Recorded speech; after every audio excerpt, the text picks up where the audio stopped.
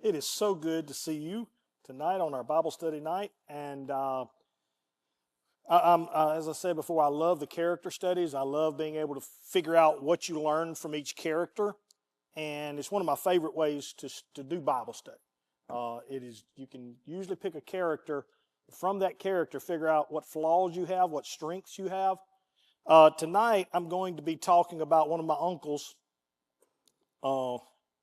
I know I got PL Lot, and then I've just got from the Old Testament in Genesis, I just got Lot. But his name was only spelled with one T. And so I'm not sure we're kin or anything. I just know his name was Lot and my name was Lot. And I'm hoping tonight I don't have a whole lot of similarities.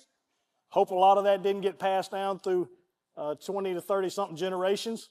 Hopefully that got weeded out. But this is going to be a unique study. I love the story of Lot. He is a unique character. Would you say, just start it, would you say Lot is a good person, decent person, not a good person? What would you say about Lot? Decent, good person. What would you say about him? Some of you as soon as I hear the story, I'll tell you. Okay, well then we'll do that then.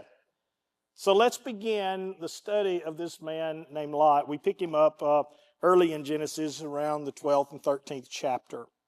And as we walk through, let's look at parts of his life and what they represent. So, number one, let's just look at his journey and his choices. Lot, more than anything else, is determined or built upon his choices and the journey that he has. Very few people have the opportunity to walk with someone who has the ability to grow them. I know in my life, many times it was difficult. One of the most difficult seasons of my life was walking away from my dad. My dad, for 18, 19 years of my life, was my hero. Character-wise, he taught me all the things that he could teach me. And then there come this season where it was like, okay, if you're going to learn this, you can't learn it here. If you're going to learn about doing life this way, you can't learn it from him.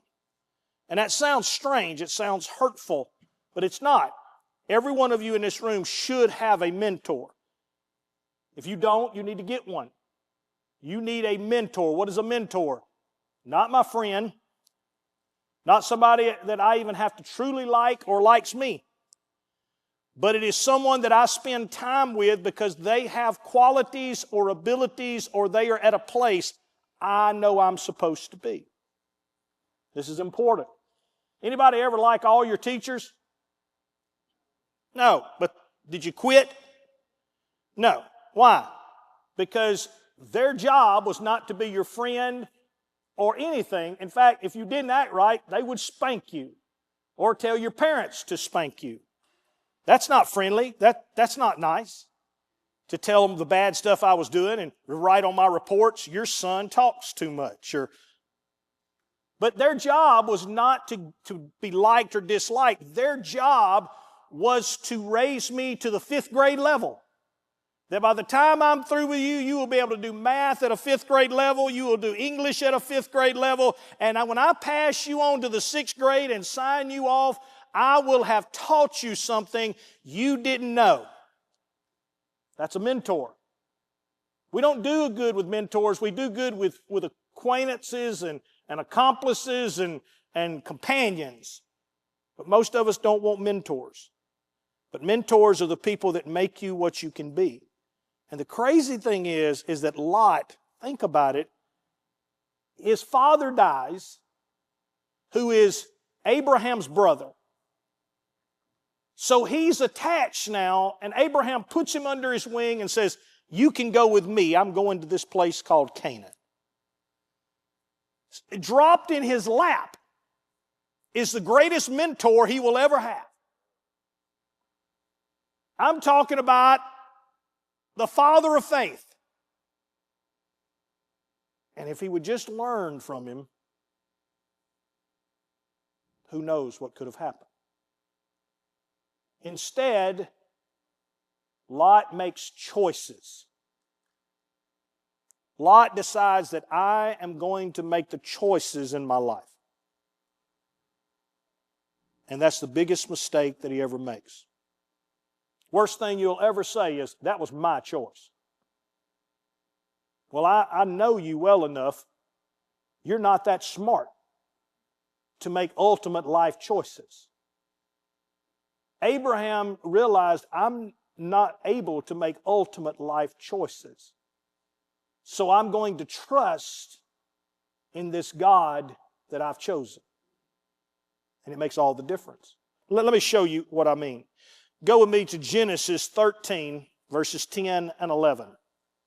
Genesis 13, verses 10 and 11. This is the first opportunity we have this conflict between faith and choice. Am I going to live by faith or am I going to live by choice? Am I going to try to say, this is the way I see it, this is the best thing I could do? Or am I going to rely on what God has said and allow Him to fill in the blanks? And let's see what happens. Lot looked around, and what has happened is, let me catch you up, Lot is being blessed. His herds are just growing and blowing up, and it's awesome. Abraham's flock is growing, and so much so that the land cannot contain both of them in the same place at the same time. There's too much cattle. There's too many blessings. Everything they touch is blessed. So he's on the right course, but he gets to this point, and Lot and him get into this conflict because their herdsmen begin to dispute with each other over the flocks and over this. And I love Abraham because Abraham comes to him in faith and looks at him and says, don't let there be any trouble between us. Don't let there be any conflict between us. Imagine how many things could be solved if the one person just walked up and said, I don't want there to be any fussing or conflicts between us. You just tell me what you want and I'll give it. You stole my knife. Here's your knife. Papa wanted me to have that gun. Let me go get it. But our conflicts continue because both parties decide, I know what's good for me, and you are infringing on that. Abraham takes a totally different mindset. He looks at Lot and he says, you choose. And whatever you choose, I'll take the other. But don't let there be conflict between us. Lot looked around and saw that the whole plain of the Jordan toward Zoar was well watered. Remember that word, Zoar? Like the garden of the Lord, like the land of Egypt. This was before the Lord destroyed Sodom and Gomorrah. So Lot chose for what? Look at the person beside you and say, how many times a day do you choose for yourself? Well, I know what I should eat, but I choose for myself to eat this hamburger. I know what I should be drinking is water and things, but I choose for myself a Dr. Pepper or a Mountain Dew. I know what I should, but I choose for myself. We're not much different than Lot. We're going through the day every day. Well, where do you want to eat? What do you want to do? What would make you happy? So Lot chose for himself the whole plain of the Jordan and set out toward the east. The two men parted company. Now, that's not just physical, but it's spiritual. Because if I had time and we were attaching Abraham to this, I would tell you that God immediately, the moment Abraham turns around and Abraham starts to walk away, headed toward mountains and rocks and hills and not as much grass, and it doesn't look as good, and it's God speaks to him and says, don't you worry. I have given you all this land. It all belongs to you. Why? Because you have chosen this path. And the very next thing we see with Abraham is where God makes the covenant with him. Because what God wanted him to do was to make a decision. Are you going to trust me by faith, or are you going to choose for yourself what will make you happy? If I could divorce that and go get something else, keep making them choices. And keep wondering why your life never turns out well. Because you're the one making the choices. And I've done told you, you're not that smart. You don't know what lies around the corner. You don't know what's fixing to happen. You don't know. You'd better be in contact with someone who does know. Abraham trusted the one who knew. Lot says, I can only trust what I can see. I can only trust what looking at it, that is the best. And so he made a choice. This is the first of choices that Lot will make. Lot later, we will find in a few chapters later, has the opportunity to turn his tents, he makes another choice, towards Sodom and Gomorrah. Remember now, there are 5 big cities, 4 big cities, 1 small, Zoar. And Lot likes the fact that he chooses to turn his attention toward the cities. He turns his attention, he chooses. He parts companies with Abraham, doesn't have communion time. I don't need a mentor. I need this group, and I need this to be happy. And so he makes another choice. The only problem is that there's another king that comes. He's stronger than the other 5 kings of Sodom, Gomorrah, and others. And he slays and kills the kings, takes all the stuff from the cities. In fact, he takes Lot and his family and all that he has hostage too. And guess who has to come save him? Abraham. Abraham comes and he gathers his men. And when Abraham gathers all his men together, they go and attack the king. They free them. They deliver them. They get all the goods back. And the people of Sodom and Gomorrah, the kings of those cities and the people that were rulers of that cities, they come out. Now I want you to notice what Abraham does. Abraham takes a portion of what is done, a tenth, a tithe, and he gives it to a man that's introduced to us called Melchizedek. I want you to notice how Abraham lives. Abraham, by faith, looks at Melchizedek and says, I want to pay a tithe. And Melchizedek turns around and blesses Abraham again. God's done blessed him. Now Melchizedek blesses him. The kings of Sodom and Gomorrah and them come. Lot's standing there, everybody's there, and the kings look at Abraham and say this, and I love this. It says, you can have whatever you want. Just give us the people.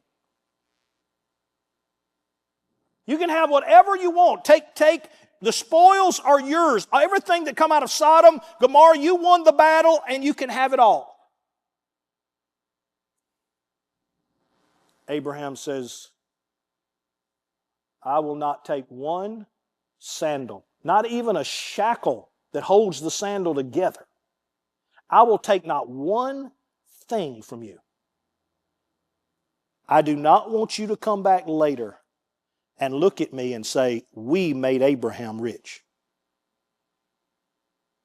Do you see the differences? Lot turns his tents and everything toward to be rich, to be known, to be. Abraham, on the other hand, chooses to be separate from people, separated from all the influences, separated from all of this, so that he has the ability to help them. Let me tell you, some of you, where you'll get into trouble. You'll get into trouble when you think that you need to be in the middle of something to be able to help something. You'll think that, well, why are you still hanging out with those people? Well, they're my friends and I'm trying to win them to the Lord. Good. Get away from them. And when they bottom out and they're at the hospital or they're in, the morgue and you got to talk to their family or whatever happens, that's when you walk in the room.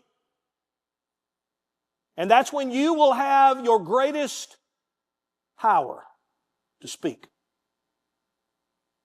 There's a lot of times I walk in after somebody has a car wreck, or I walk in and they look at me and that head drops. I know, Pastor, I was driving too fast. I was doing crazy stuff and I was hanging with, I shouldn't have been. I'm not here to condemn you, but I am here to tell you you're right. You already had that information in your brain. You just didn't use it. Hopefully the next time you'll use it. You'll have your opportunities to speak, to talk, but what we want to do is we want to still be connected. And I'll tell you what happens eventually when you stay connected, you become like the people that you hang out with. In fact, studies show it pretty simply. Show me your 5 best friends, and I'll pretty much tell you you're the middle of all of that. Show me your 5 people you run with, and you're right there in the middle of that. If you got 4 friends that drink, and you're like, well, I don't drink, I just hang out with them. Don't worry, it will come. It'll happen. Because you will become the average of the 5 people you hang around. That's why I talked about mentors and others and people you talk to and the people you Facebook and the people you... So in your life, this is what Lot was not learning. Lot, even if he made a mistake, even if he went to Sodom and Gomorrah, even if the moment that Abraham rescued him and he sees Melchizedek bless him and he sees how powerful he is, he should have looked at him and said, hey, uncle, would it be all right if I hang out with you some? But he doesn't. He doesn't. He chooses to go back to Sodom. He chooses to go back to that culture. That's what he chooses.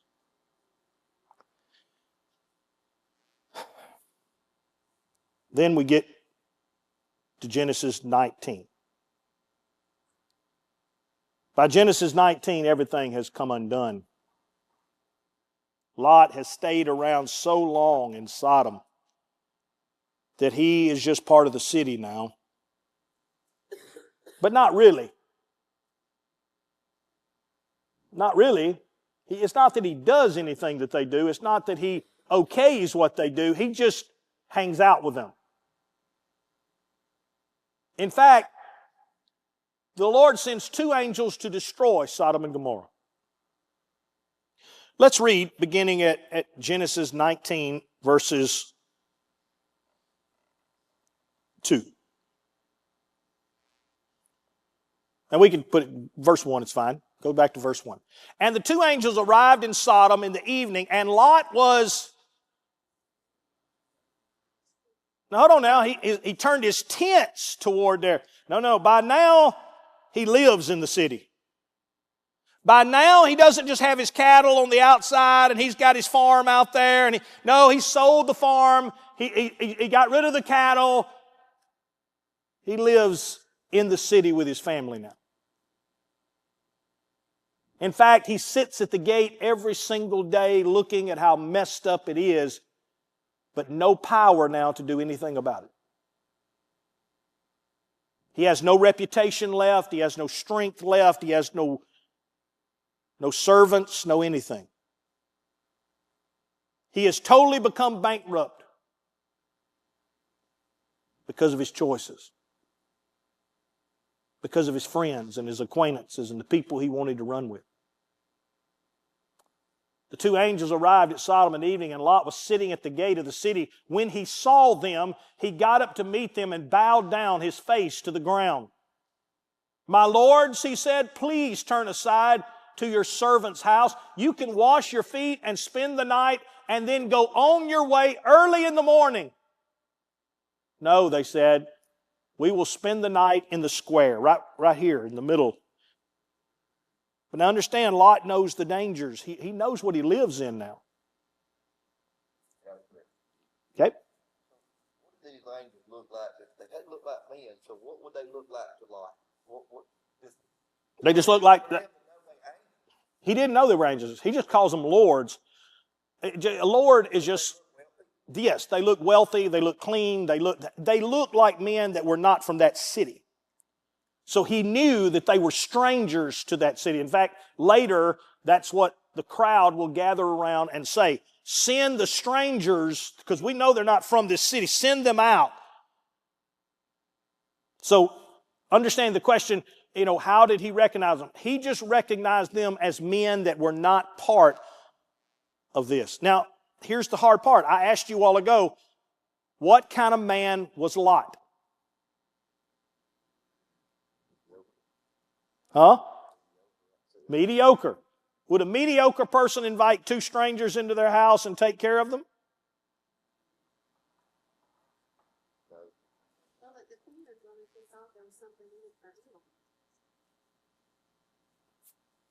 No. He didn't want anything. In fact, he says, you can wash your feet, clean up, get a good night's rest, and leave early in the morning. Doesn't want anything.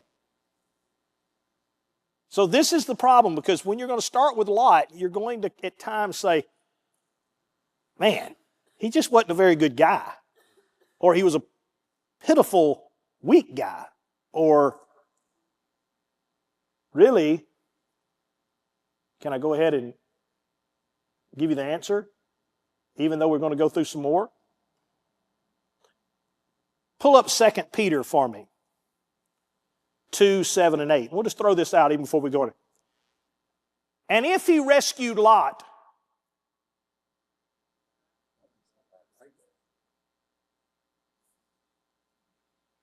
this is Peter writing under the power of the Holy Ghost. If God rescued Lot, a righteous man who was distressed by the depraved conduct of the lawless, for that righteous man living among them day after day was what? Was tormented in his righteous soul by the lawless deeds he saw, and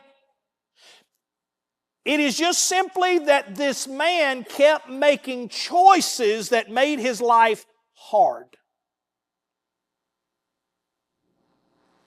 You can be a good person with a messed up life. You can be a good, righteous person with a tore up family. All because, not that God doesn't love you or God, but because of the daily, day-to-day choices you keep making.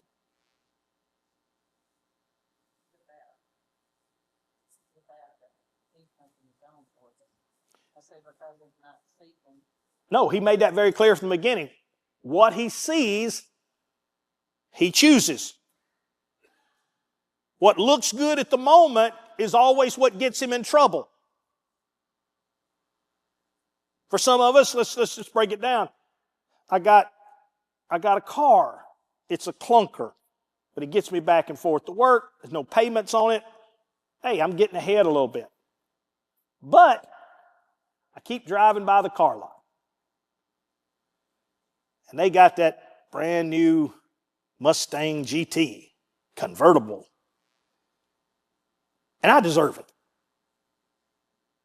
And so one day I just choose to turn in, and I choose to talk to the salesman, and I choose to sign my name, and I choose to drive off the lot with it. Am I still a good person? Am I as happy 3 months from now as I'm going to be? Nope. I'm not. Not because God doesn't love me, but because of the choices that I make. Lot is this character that teaches us you can be a godly person, a righteous person. You can be, but you can keep putting yourself in environments that keep stealing everything from you, from your joy to your peace to your happiness to your... Why do you keep eating lunch with those people? Well, I don't want to offend them and sit at a different table. So you just get used to the junk. Why do you keep hanging out with... Not that you really want anything, it's just sometimes I just want to fit. Why would you poke a hole in your nose and stick it through? Why would you want to put a cow ring in your nose? That's what it is. Somebody drove by a field one day. Where else do they see it? Pig farm. They drove by a field one day, and out in the field there was this cow that had this, and they thought, that's what I want.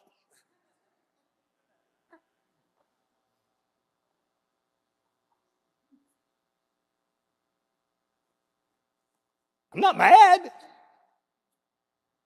Just, okay, you made a choice. I remember talking to one of my kids at church one night, and it was just, we were eating together, and they were having a hard time. They were just looking very uncomfortable. And I was sitting with them, and I said, you all right? I'm all right. I'm like, you're all right? I said, stick out your tongue. And they'd done stuck one through their tongue. That was a thing for a while. Anybody remember that? You had the tongue. And I'm like, how does that feel? It's all right. I'm like, no, you can't eat mashed potatoes. And some of us in this room have done that. We've had the rings and the ears. That's fine. I'm not fussing, but it's like, what made you choose that?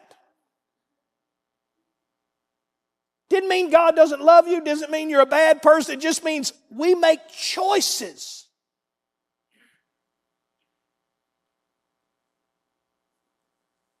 That's Lot. I made a choice. That's what he would tell you. I didn't wait, didn't listen, didn't ask. I just made a choice. Didn't have a mentor, I just decided.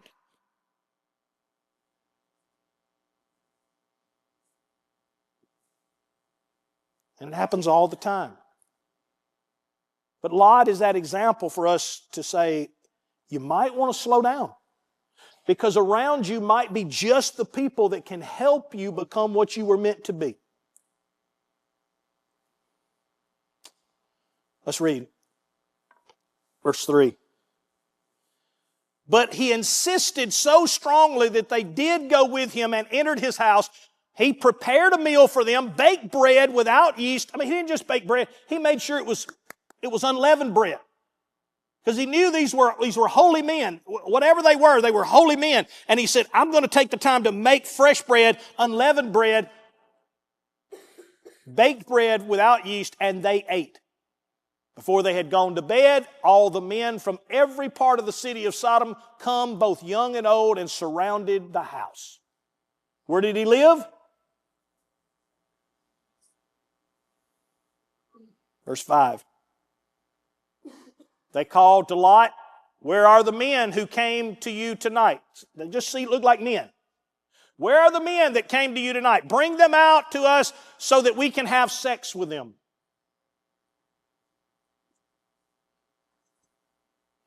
That's the purpose. When people says, that's not in the Bible, it's not God's, oh, it is. Multiple times. And every time, it's not a good thing. It's just the perversion of someone's life. And they are so perverted in this city, so gone.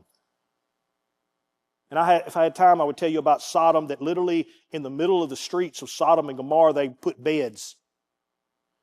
to rape people as they came in and out of that city. That's how bad that city was. So when you see someone of these lifestyles that says, we just want to be accepted, let me tell you something, that's not the goal.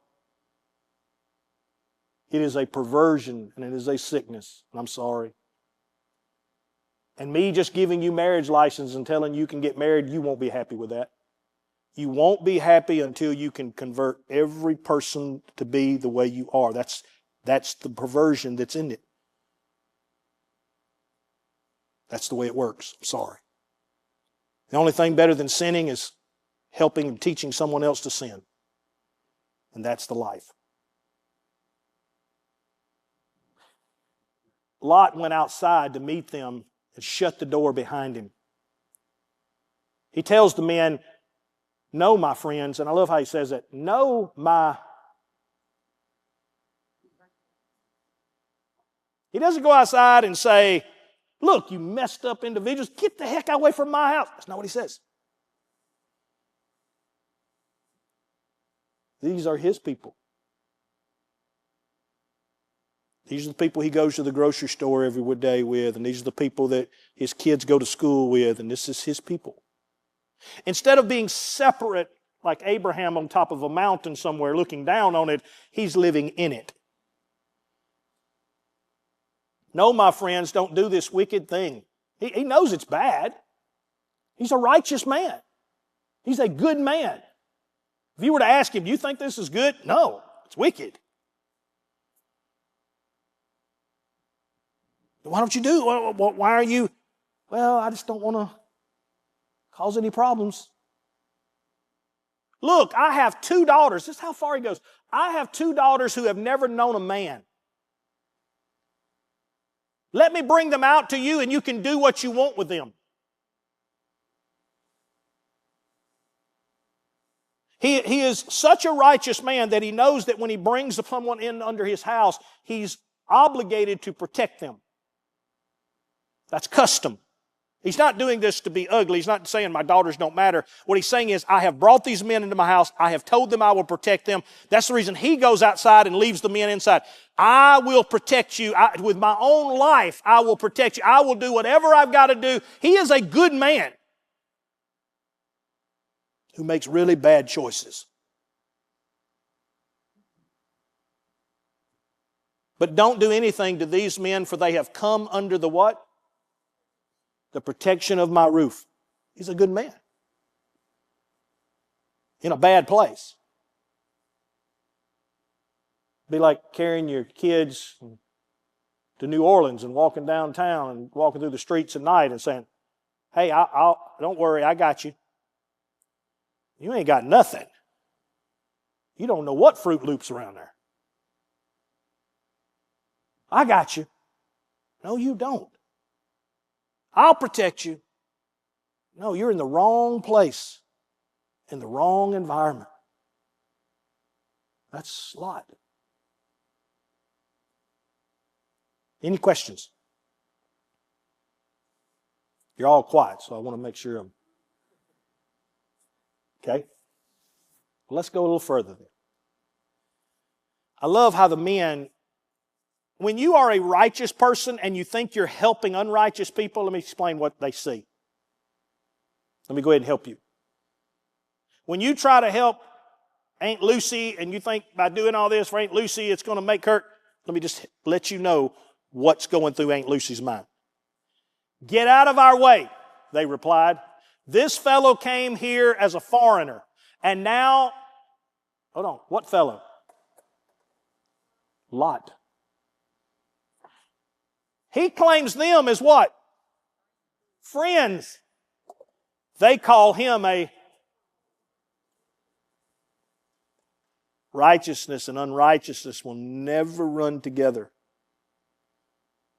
You either become like them or they'll never accept you.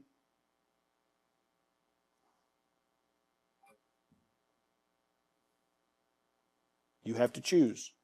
But you'll never be accepted being righteous. I've tried. When I was a teenager, I'd go to them parties. I didn't drink. I didn't do none of the stuff.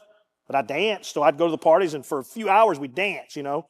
Back in the 80s and 90s, early 80s, You dance for the first 2 hours. You just kind of hang out and listen to all the cool music.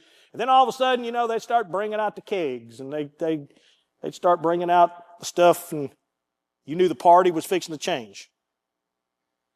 And if you didn't want to get your teeth knocked out, or, because when they get to going, they're going to get bulletproof too. And so I would look and I would say, guys, I guess I'm fixing to ease on. Good to see you, Lot. We'll see you Monday. See you guys Monday. They weren't mad at me. They knew Lot doesn't fit here.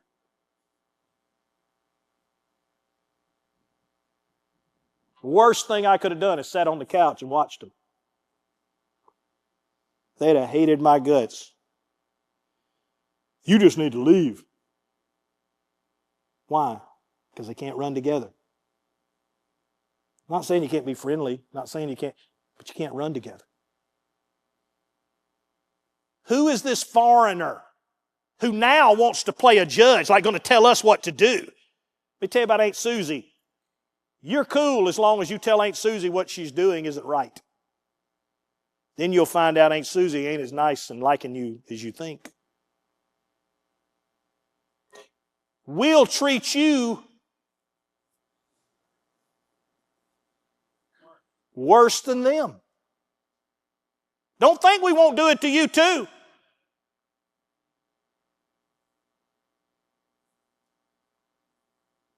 They kept bringing pressure on Lot and moved toward to break the door down. But the men inside reached out and pulled Lot back into the house and shut the door. Then they struck the men who were at the door of the house, young and old, with blindness so that they could not find the door. The two men said to Lot, "Do you have anyone else here? Son-in-law, sons, or daughters, or anyone else in the city who belongs to you? Get them out of here." Duh. You got a choice. Get them out of here. Because we are going to destroy this place. The outcry of the Lord against His people is so great that He has sent us to destroy it. So Lot went out and spoke to his son-in-law, who were pledged to marry his daughters. He said, "Hurry and get out of this place because the Lord is about to destroy the city." But his son-in-law thought he spent all this time with his son-in-laws, with his people, so much so that if he ever tried to preach or to speak, they couldn't take him seriously.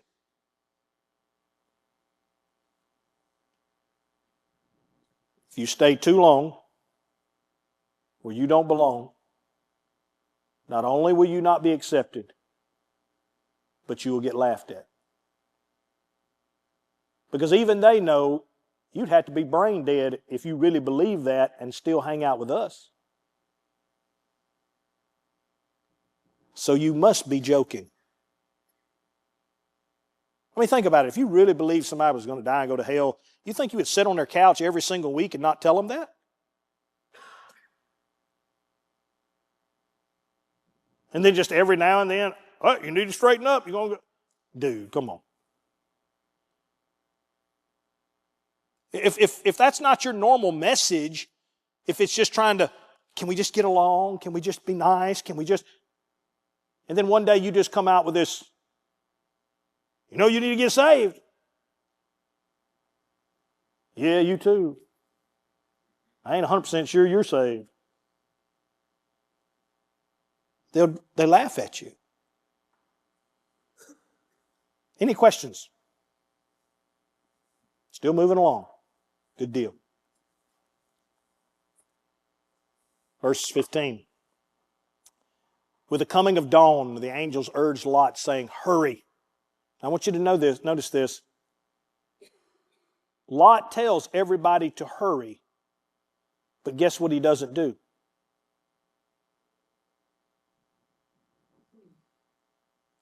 He tells everybody to, but he still doesn't want to let go. These are his friends. This is his life. Bad as it is, this is my... It's like you watch those people on TV and their kid just robbed a bank and shot 2 people. And the mama comes on the TV and they say, well, did you know this about your son? Let me tell you, my son is the sweetest boy. There's no way he could have done this. And you're like, are you blind? That dude, when they put the picture of him up, that's not a sweet kid.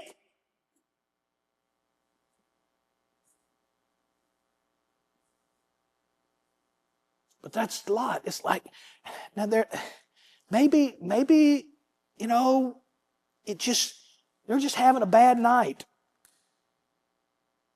And they're like, hurry. Hurry, take your wife, your 2 daughters who are here, or you will be swept away when the city's punished. If you don't hurry up, you're going down with them.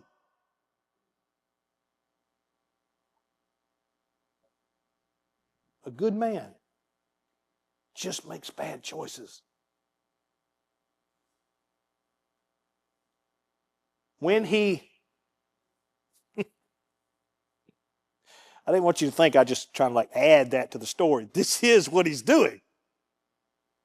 You ever tell, but come on now, you need to, I know, I'll see you Sunday. You sure? You going to see me? I'll be there. And you stand out in front and they don't show up and you're like, what happened? Well, I just overslept and, and they just keep hesitating. They're good people. I don't want you to, they're good people. They just stay in the wrong place, making the wrong choices.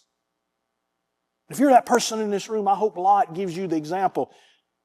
I got to become a person who makes good choices and makes them quick.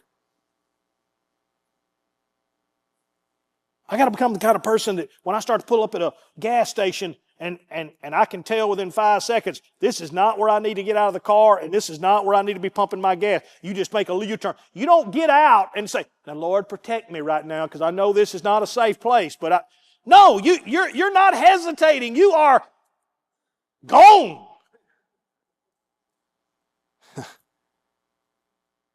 Lot's the one that would pull in and get out. What's up? Probably reach in his pocket, pull out his money and try to, I don't know how much money I got to buy gas. Put that away. Oh, it's all right. I know these folks. No, you don't know these folks. You think you know these folks. You don't know these folks. When he hesitated, the men grasped his hand and the hands of his wife. Basically, they just grabbed him and said, dude, come on. They start dragging them out of town. And sometimes in our movies, we're thinking Lot's running out of town. Oh, Lord. No, they're dragging them. Come on. Yeah, but I forgot my toothbrush. Forget your toothbrush. We got to go. And led them safely out of the city, for the Lord was what? The Lord was merciful to them. As soon as they had brought them out, one of them said, flee for your lives. Don't look back and don't stop anywhere in the plain. Flee to the mountains or you will be swept away. That's pretty plain. We are fixing to destroy this place and you need to run toward those hills. And don't look back because it's fixing to be bad. You would think that Lot would that time say, got it. Baby, let's go. Listen to the next verse. But Lot said to them,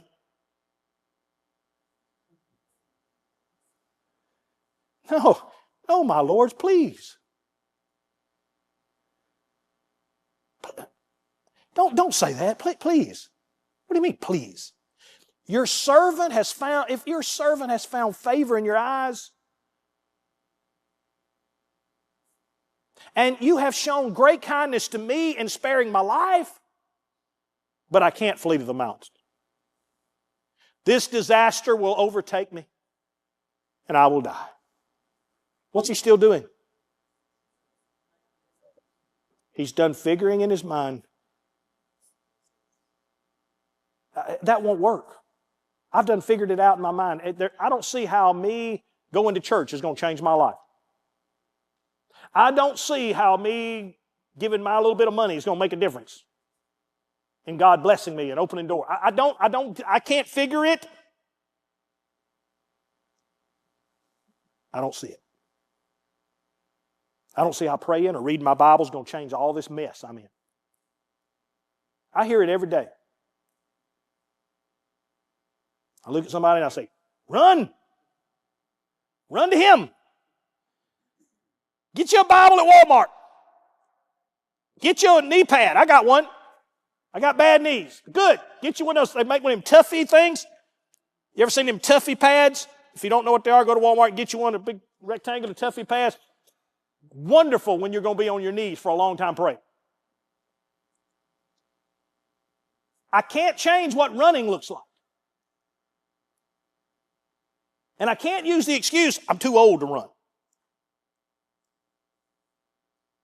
But Lot's still a good man, wanting to make his own choices. The craziest thing I ever hear from people that are Christian people is this phrase. I know what I'm doing, Brother Lot. I know you do. That's the problem. Anybody ever hear that from somebody they're working with? They're trying to win the Lord. They're trying, hey, you need to, I know what I'm doing. No, you don't. Because you ain't ever been at Sodom when sulfur starts coming down and it's going to rain basically a meteor shower and this thing's fixing to get bad. And Lot says, I can't do it. If I won't make it and I'll die. Look, here is a little town near enough to run to and it's small. Remember I told you to remember that name Zoar? That was one of the 5 cities. It was a little city, but it was still just as bad. It was just a little city, though. Just a little sin in that city, not big sin. Let me run to that one. I'm more comfortable being in the city. Brother Lot, I can't quit my friends, but I don't hang out with them like I used to. I don't drink half as much. I only drink like 1 a week. I'm doing so much better. I'm in a little sin city now, not a big one. It's amazing how we think. Look, here's a town near enough to run to. It's small. Let me flee to it. It is very small, isn't it? Then my life will be spared. He's done figured it in his head. If I can get to that city, it'll be good. And I get a city. He said to him, very well, I will grant you this request too. I will not overthrow that town you speak of. But flee there quickly because I cannot do anything until you reach it. I want you to notice something now. The angels cannot do anything until they reach safety. This is very important. Because Jesus will talk about this in the New Testament. What he's talking about is one day there will be a rapture. And judgment cannot be poured out until we have been made safe.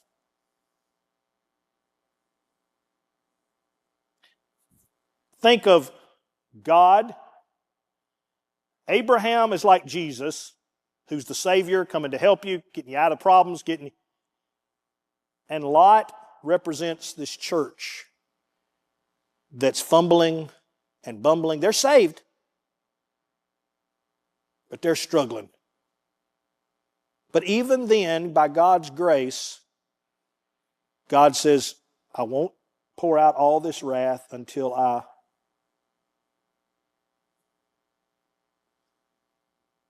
everything that's fixed to fall on Sodom hangs on the fact of he has to be safe. Until he is safe, not one fireball, not one thing will happen. By the time Lot reached Zoar, the sun had risen over the land. Then the Lord rained down burning sulfur on Sodom and Gomorrah from the Lord out of the heavens. Thus he overthrew those cities and the entire plain, destroying all those living in the cities, and also the vegetation in the land. Sulfur, like salt, they say that's where the Dead Sea is now. Basically, that whole pit was just turned into a sulfur patch. The smell would have killed you. The odor would have killed you. Just the strongness, not just of what was falling, but just how it became a toxic gas. It just overtook the whole place. Killed all the vegetation. To this day, nothing grows there. But Lot's wife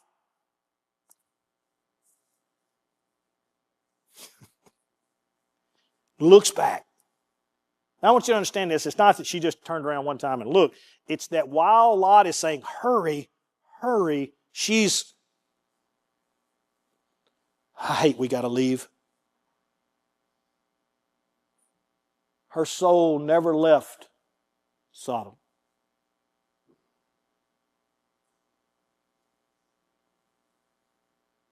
Therefore, her body and her soul never escaped Sodom.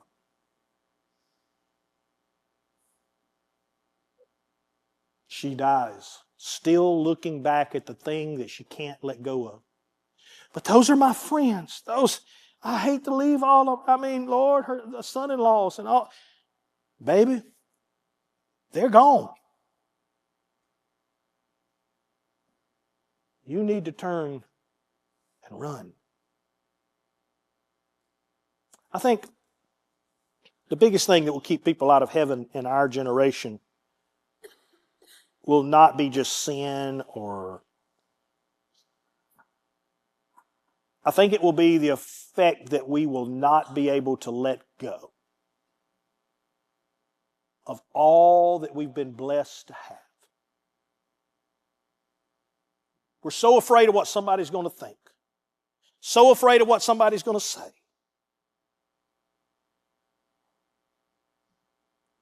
That many times we spend most of our life following God, looking back and wondering what other people think of it.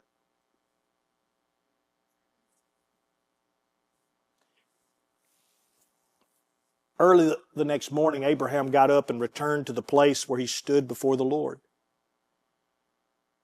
He looked where God had destroyed the cities. He looked toward Sodom and Gomorrah, toward all the land of the plain, and he saw dense smoke rising from the land like smoke from a furnace. When God destroyed all the cities of the plain, he remembered Abraham. And he brought Lot out of the catastrophe which overthrew the cities where the Lord had lived, or where Lot had lived. What does Lot represent? The church. When Abraham looks over that, he said he remembered Abraham. God is going to one day remember Christ, and He's going to call His children out before He pours out all the wrath there is in the world. It's a beautiful picture. It's a beautiful story. Lot,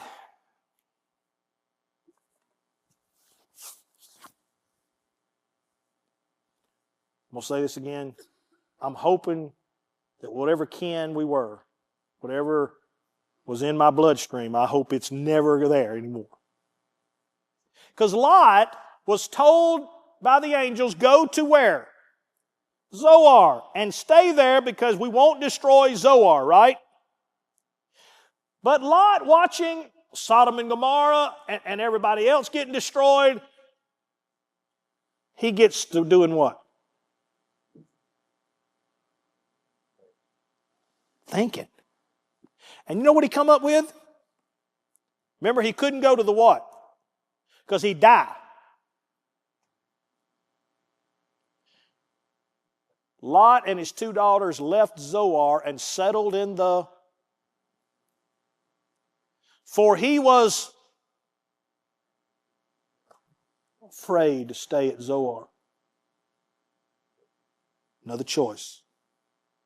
The last of his choices.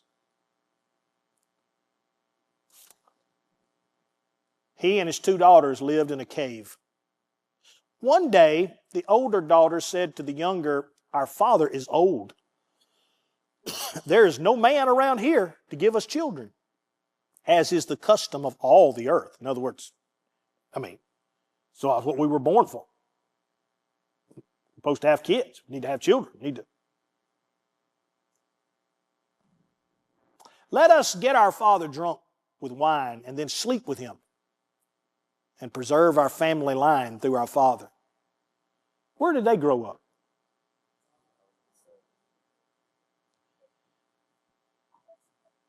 We would say in the church they had a messed up theologies. They probably heard some really good stuff from their dad. But the culture they was raised in perverted everything they were. And instead of saying, "Dad, we need to go down back to Zoar down in the bottom and we need to find some husbands," they decide, "Hey, let's preserve our dad's lineage. Let's get him drunk." And the oldest one sleeps with him first. And then the next night or so, she says, "Hey, we're going to get him drunk again and you can sleep with him." Turns out that both of them get pregnant.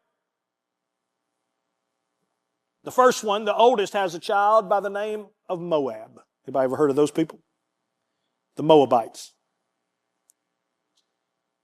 The Moabites are a people that will live with Israel in some sort of relationship. It'll be sometimes good and sometimes bad. The youngest daughter also gets pregnant and she has children, and they has a child by the name of Anan, the Ananites. They also will live right there in the middle. And through most of the time of Israel and Moses coming back, you will hear about the Moabites and you will hear about the Ananites. And they will eventually be part of fading into the culture. But because of his choices, his lineage did go on. As messed up as it was, because of choices. Go back with me, if you will, to 2 Peter one more time. And let's read that.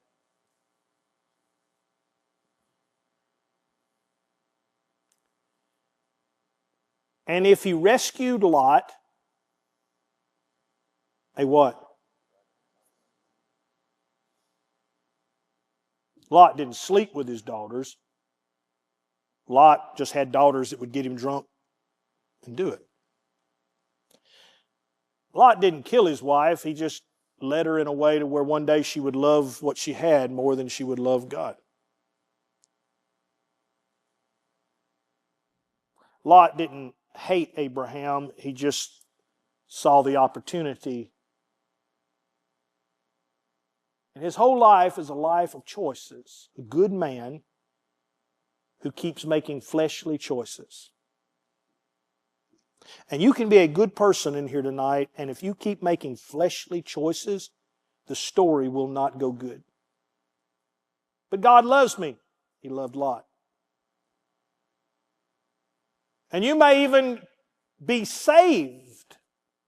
Feel like, I know I believe in Jesus. I know. And all of that. And you may be considered righteous. And not do anything yourself, but lead a whole group of people to a lot of trouble.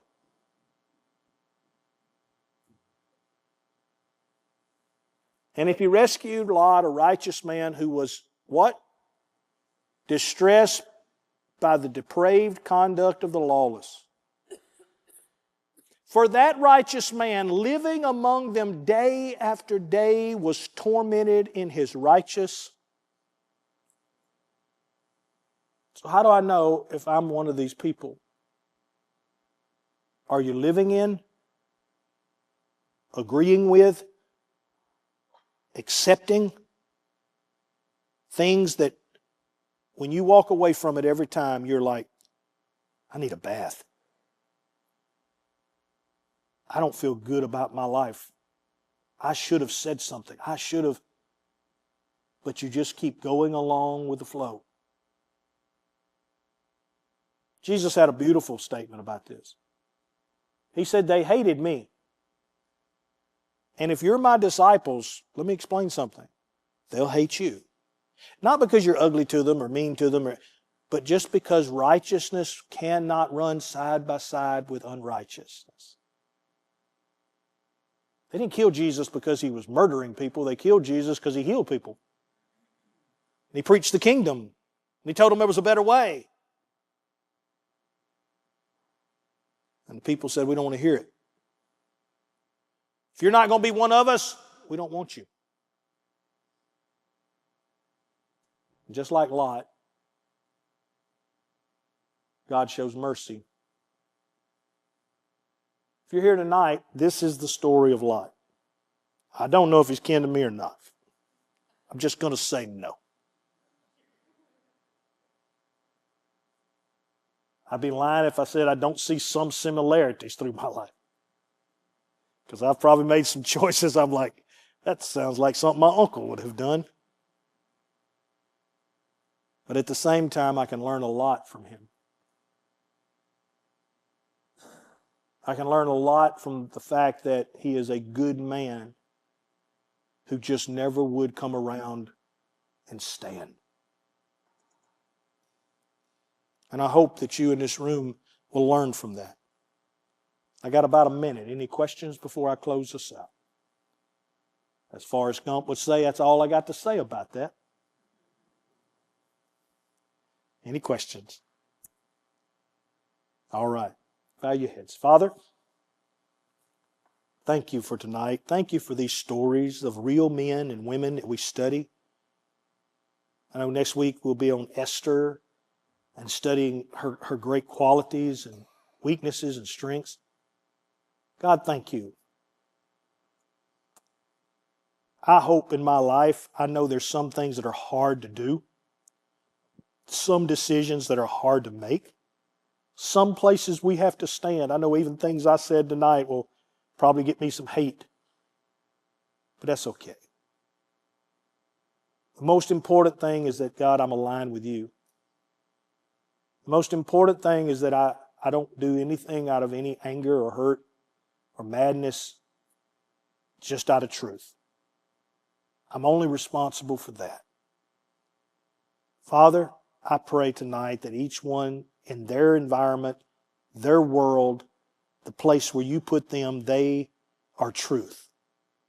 Whether they're liked or not, praised or not, God, their role is to be truth and light in the middle of their family, workplace, not to be ugly, but God, to hopefully save somebody. To hopefully get somebody out of Sodom. To hopefully get somebody out of the destruction that's coming. God, I praise you and I thank you. In Jesus' name, amen.